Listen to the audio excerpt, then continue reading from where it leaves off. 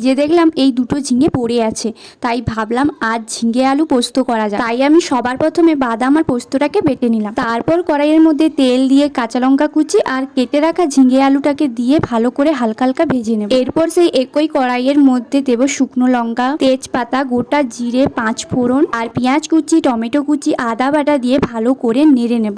ঝিঙে আলু ভাজতে গিয়ে আমার কড়ার অবস্থাটা যা হয়েছে না, যাই হোক। এরপর পোস্ত বাটা, বাদাম বাটা দিয়ে তার উপর লবণ, হলুদ গুঁড়ো, লঙ্কা গুঁড়ো আর সামান্য চিনি দিয়ে পরিমাণ মতো জল দিয়ে মশলাটাকে ভালো করে কষিয়ে নেব।